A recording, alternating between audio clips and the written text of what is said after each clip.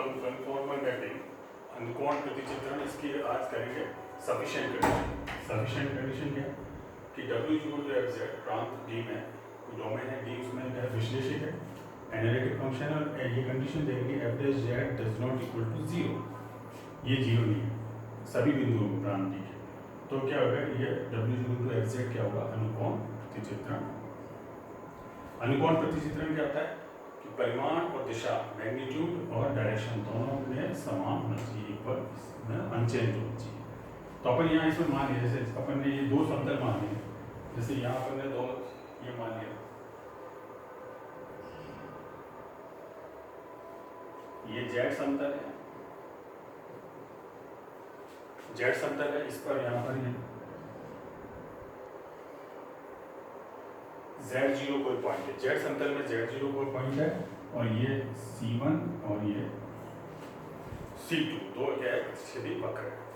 इन पर मान लिया ये यहाँ पर Z1 और ये Z2 कोई पॉइंट है समान दूरी पर है।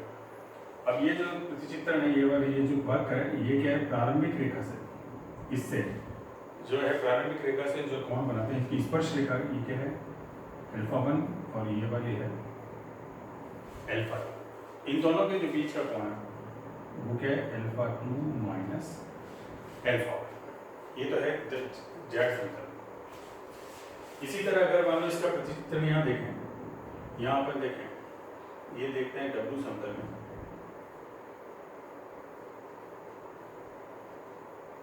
W समतल में Z0 के सापेक्ष मान लीजिए जैसे ये है, ये गामा 1 है, ये गामा, ये W0 इसके सापेक्ष।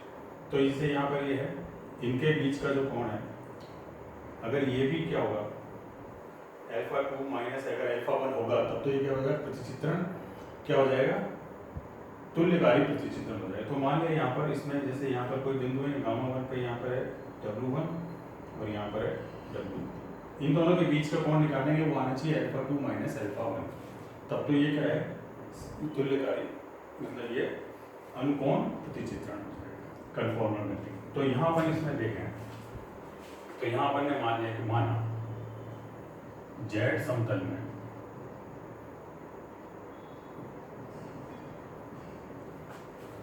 Z0 कोई बिंदु है,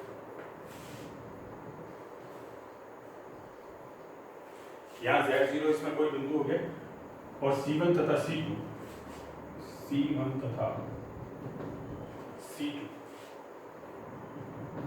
प्रतिच्छेदी वक्र जो जिनकी स्पर्श रेखा जहाँ पर है, तो Z0 पर C1 इसकी स्पर्श रेखा C1 तथा C2 की Z0 पर स्पर्श रेखा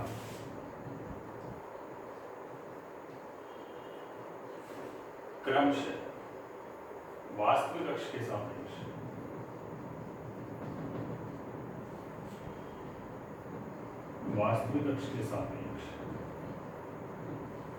क्रमशः α1 तथा α2 कोण बनाती है।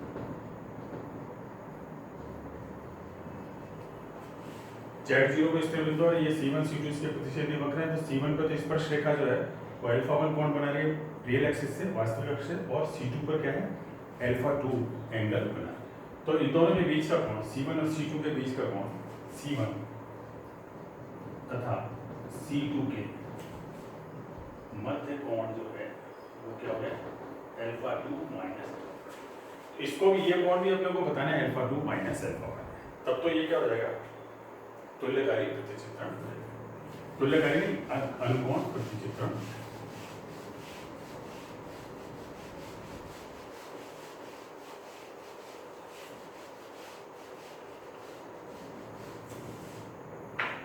अब यहां पर ने मान लिया कि माना C1 तथा C2 पर Z1 तथा Z2 तथा ये Z1 और Z2 बिंदु में जो Z0 से समान दूरी पर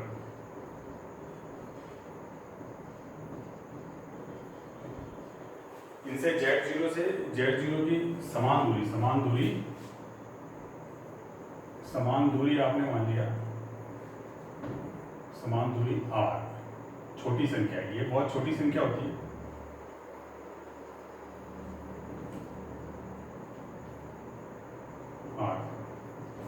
इन दोनों के जो Z1 से Z0 के बीच की दूरी भी R है, Z2 से Z0 के बीच की दूरी भी R है। ये बहुत ही यहाँ पर है ना। अब यहाँ पर अपन ने और ये मान लिया कि माना हमने ये जो एंगल है ये Z0, ये क्या है, जैसे इससे वास्तविक अक्ष ये क्या बनाते हैं, मान लिया ये बना रहा है θ1।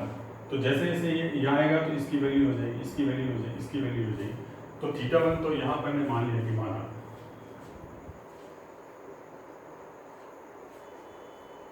Limit θ1 is equal to α1। Limit θ1 is equal to α1 का मतलब है r टेंड्स टू 0। जब r टेंड्स टू 0 है तो θ1 टेंड्स टू क्या होता है, α1। क्योंकि अभी तो इतना है मान लिया Z1, फिर यहाँ अगर Z1 यहाँ है तो ये हो जाएगा, फिर यहाँ है तो ये हो जाएगा, यहाँ आते ही क्या हो जाएगा, इसकी स्पर्श रेखा पे ये हो जाएगा, है ना। ये इसकी स्पर्श रेखा ये होगी और इसकी स्पर्श रेखा यहाँ से ये होगी। तो इस तरह से ये α1।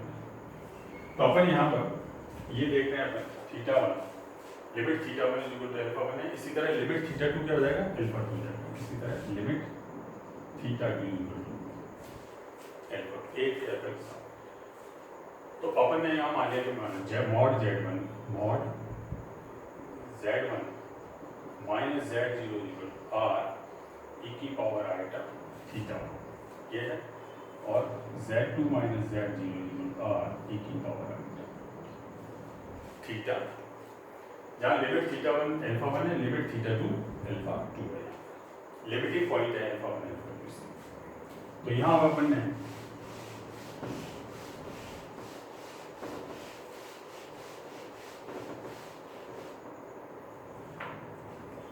अब अपन ने मान लिया कि माना यहाँ पर Z0 Z1 Z2 के प्रतिबिंब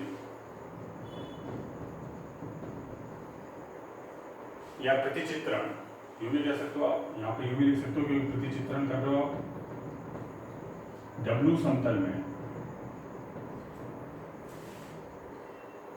W0 W1 और इसके W0 किसके संगत है, Z0 के, W1 Z1 के, W2 Z2 के संगत है यहाँ पर, है ना। यहाँ पर ये अपन ने यहाँ पर मान लिया, तथा C1 व C2 के संगत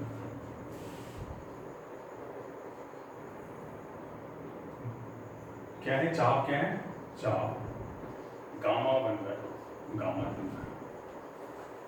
C1 व C2 के संगत γ1 व γ2 है। तो अब इसमें क्या है, Z समतल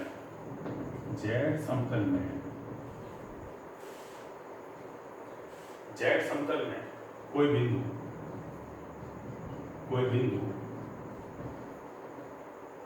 वक्र C1 पर Z0 से Z1, अगर इस पर C1 पे Z0 से Z1 की तरफ अग्रसर होता है, Z0 से Z1 को गमन करता है,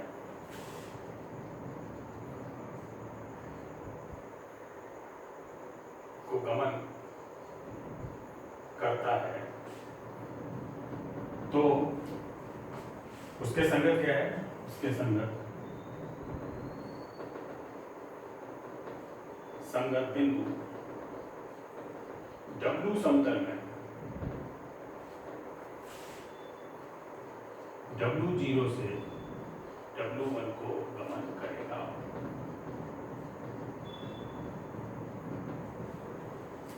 कोई बिंदु Z0 से Z1 की तरफ अग्रसर होता है यहाँ, तो इसमें क्या होगा, W0 से W1 की ओर अग्रसर होगा।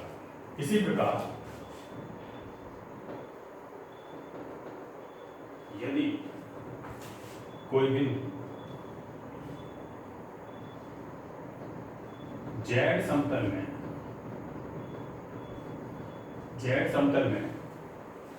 Z0 से Z2 की ओर अग्रसर होता है, ये अपन यहाँ ध्यान रखेंगे,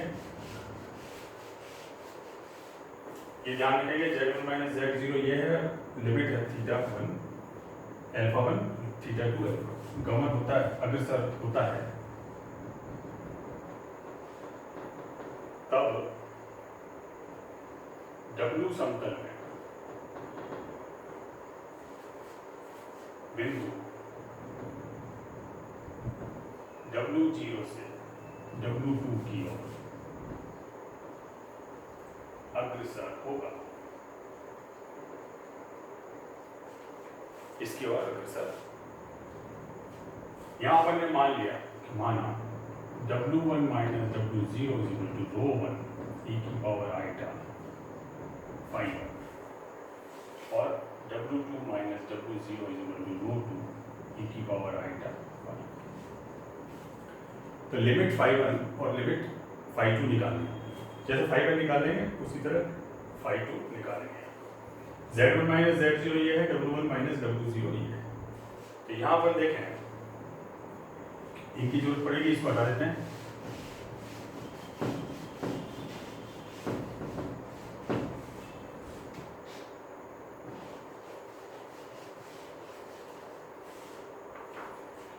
अब क्योंकि f z विश्लेषक है, फलन f z क्या है, विश्लेषक है। विश्लेषक है इसका मतलब अवकलनीय है प्रत्येक बिंदु, इसका मतलब ये हो गया अगर ये विश्लेषक है f डैश Z0 क्या है, विद्यमान है प्रत्येक बिंदु का अवकलनीय है, इसलिए तो Z0 इसमें प्रांत में कोई बिंदु उस पर भी विद्यमान होगा, f डैश Z0 विद्यमान होगा। तो यहाँ अपन ने माने कि f डैश Z0 की डेफिनेशन क्या होगी, लिमिट वक्र C1 के अनुदिश ले रहे हैं ना, C1 के अनुदिश Z1 tends to Z0 f Z1 minus f Z0 upon Z1 minus Z f। तो यहाँ देखो आप, मतलब ये इसका मतलब ये लिमिटिंग केस है, इसका मतलब ये लिमिट होगी। अब क्योंकि f z ये है f z, अब f dash z does not equal to 0, f dash z क्या है, डज नॉट इक्वल टू 0। इसका मतलब ये है कि अगर f dash Z0 does not equal to 0, ये 0 नहीं है, तो यहाँ पर ने मान लिया कि माना f dash Z0 is equal to, ये किसके बराबर, r e की power iota theta 0। f dash Z0 किसके बराबर है, r e की पावर आइटा थीटा 0 के बराबर। तो ये यहाँ रख दें, अगर W इज इक्वल टू क्या है, fz, W is equal to fz है, तो ये क्या हो गया W1, ये क्या हो गया W0। तो यहाँ हो गया r0 भी ले सकते हो, r e की power iota theta 0 is equal to limit, limiting case है, ये क्या हो गया W1 minus W0 upon Z1 minus Z0। अब W1 माइनस ये है यहाँ पर, तो लिमिट क्या हो गया, ये R01 e की power iota φ1 upon r e की पावर आइटा थीटा 1, ये वैल्यू लगती है। अब यहाँ देखें अगर अपन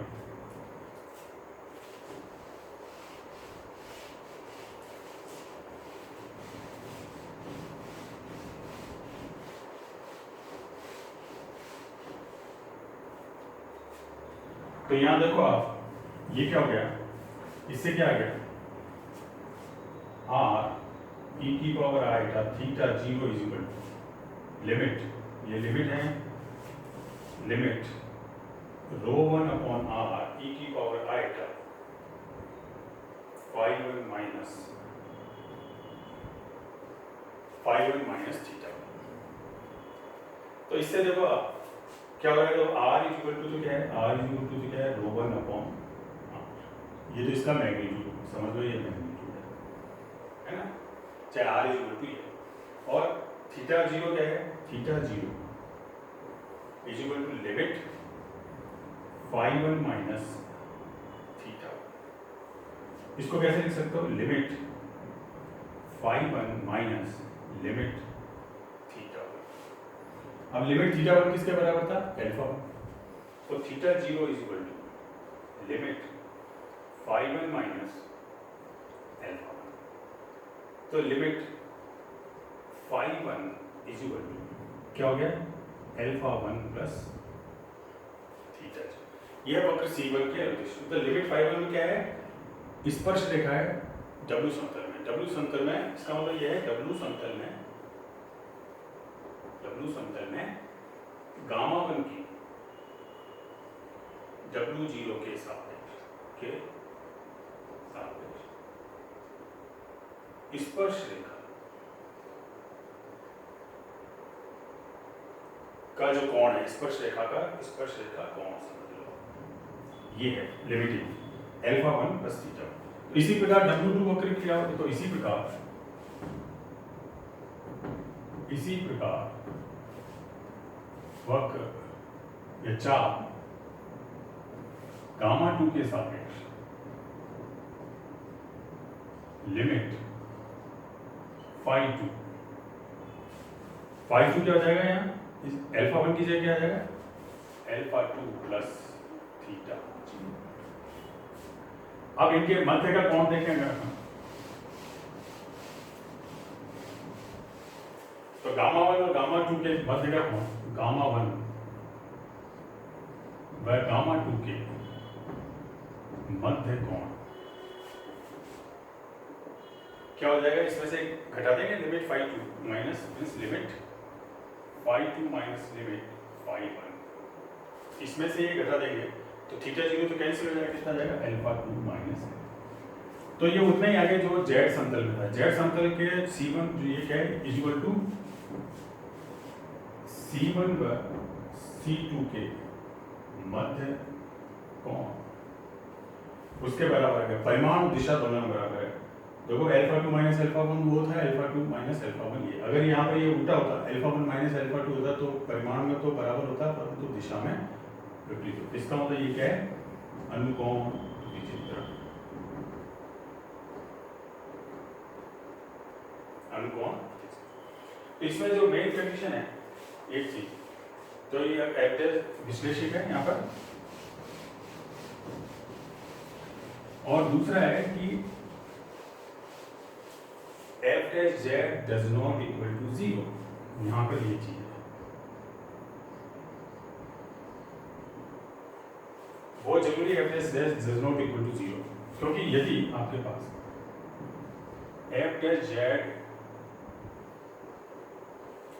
अगर 0 तो क्या हो सकता है, यहाँ पर देखो यहाँ पे ये आ रहा है अल्फा 2 माइनस, अगर f dash z 0 है तो यहाँ पर मान लिया कि माना w is equal to f z का n कोटि का शून्यक है। ये जो है w is equal to f z, इसमें क्या है, n कोटि का शून्यक। इसका मतलब क्या हो गया, अर्थात इसका मतलब हो गया f डैश z0 से f डबल डैश z0 से लेके fn z0 f z का z0 मान लिया, n कोटि का शून्य। ये तो क्या है, fn तक तो 0 है, और fn plus 1 z0 does not equal to 0, ये 0 नहीं है, मतलब n तक 0 है, n प्लस 1 और 0। तो अपन टेलर प्रमेय से देखें यहाँ,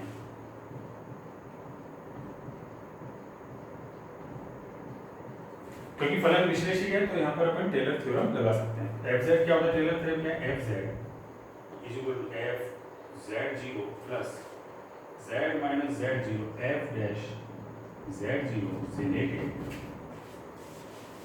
z माइनस z0 की power n fn z0 on factorial n plus z minus z0 की power n plus 1 upon factorial n plus one F N plus one Z zero, और ये इन्फिनिटी तक चल जाएगा इस तरह से।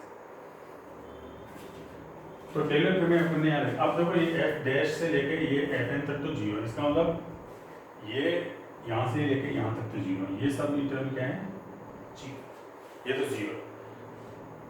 एफ जेड क्या है W is equal to F Z, तो ये क्या हो गया W is equal to W zero plus इसको मान लिया A Z minus Z zero की पावर एन प्लस वन, मान ये मान लिया F N plus one Z zero upon factorial N plus one किसके बराबर है, ए के बराबर, ए के बराबर हो गया।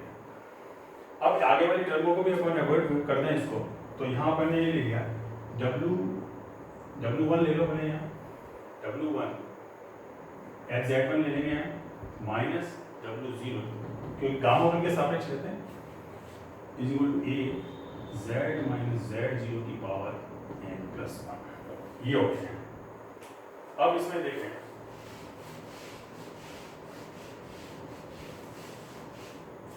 अगर alpha two minus alpha one आता तो ठीक है, नहीं तो अपन देखते हैं क्या है। ये किसके बराबर है, ये अपन ने मान लिया था रो वन e की power iota phi one is equal to A, ये हो गया मॉड ए, कोई भी ए कोई भी समिश्र संख्या कॉम्प्लेक्स है तो इसका मैग्नीट्यूड मॉड और e की power iota lambda. z minus Z zero क्या है r, z minus Z zero किसके बराबर है r e की पावर आइटा थीटा, ये फाई वन है, ये तो r की power n plus one e की power iota n plus one theta. तो इससे क्या हो गया देखो मॉड ए r की power n plus one e की power iota lambda plus n plus one theta. तो देखो phi one is equal to phi one किससे आ गया lambda plus n plus one theta. तो लिमिट लिंक लगाएं, limit phi one is equal to, यहाँ भी लिमिट लगाएंगे जो कांस्टेंट है लैम्डा प्लस इसमें लिमिट लग जाएगी, तो लैम्डा लिमिट थीटा वन किसके बराबर था अल्फा वन, मतलब लिमिट थीटा वन बराबर अल्फा वन, तो यह क्या हो गया n प्लस वन। तो डब्ल्यू वन वक्र के सापेक्ष तो ये आ गया। इसी प्रकार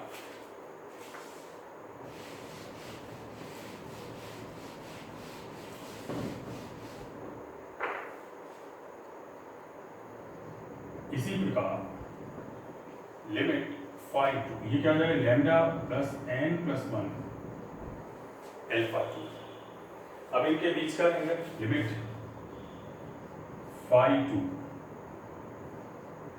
minus phi one is equal to क्या हो गया n प्लस वन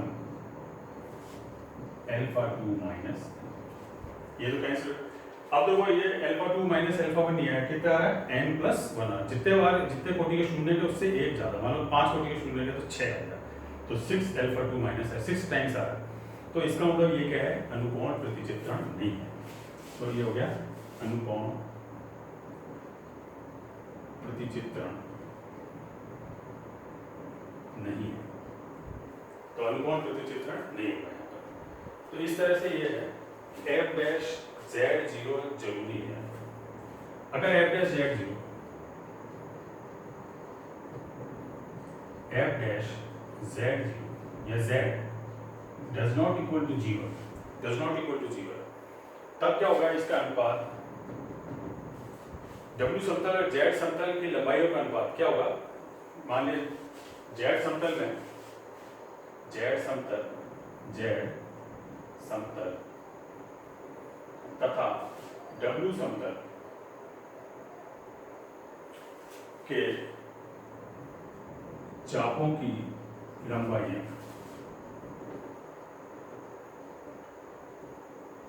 क्रमशः ds तथा d सिग्मा है। ये कल अपन उसमें देखा था नेसेसरी कंडीशन में ds और d सिग्मा चापों की लंबाई है। अगर मान लिया तो ds स्क्वायर क्या था ds स्क्वायर बराबर dx square plus dy square, और d सिग्मा स्क्वायर क्या था D you square plus D V square, ये था। और डी यू क्या था यहाँ पर, डी यू क्या था, डी यू था del you by del X D X plus del U upon del Y D Y. इसी तरह डी वी क्या हो गया, del we by del X D X plus del V upon del Y D और D V, ये हो गया। अब यहां देखें, अगर अपन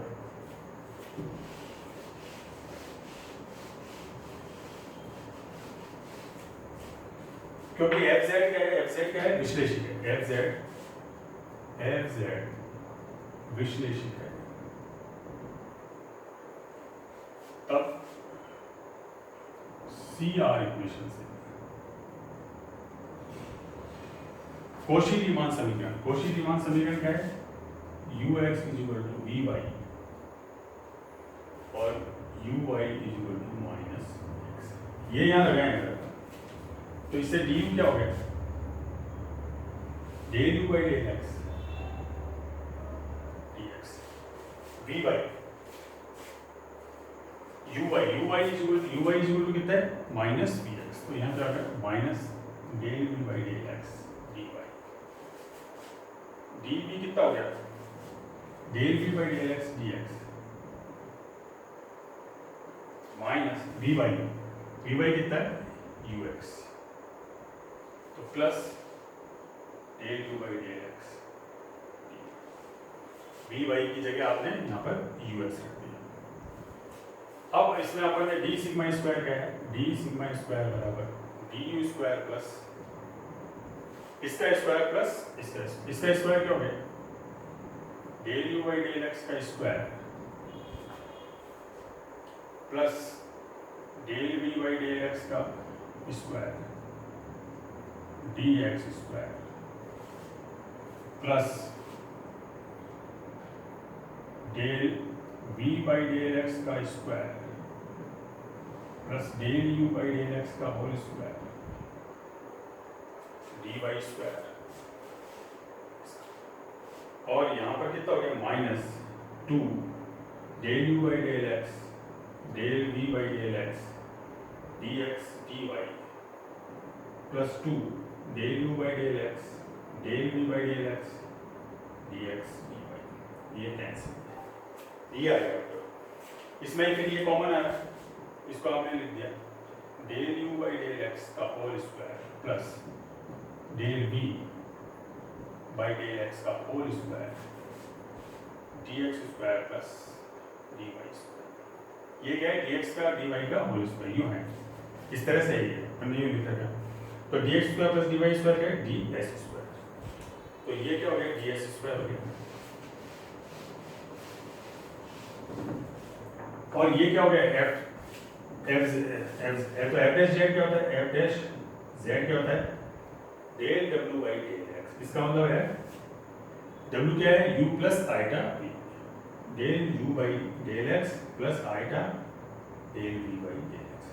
तो मॉड क्या करेंगे, मॉड एफ डैश जेड का मतलब क्या हो गया, रूट के अंदर del you by del x का whole square plus del we by del x का, तो ये क्या हो गया mod f dash z square, ये हो गया mod f dash z square d s square.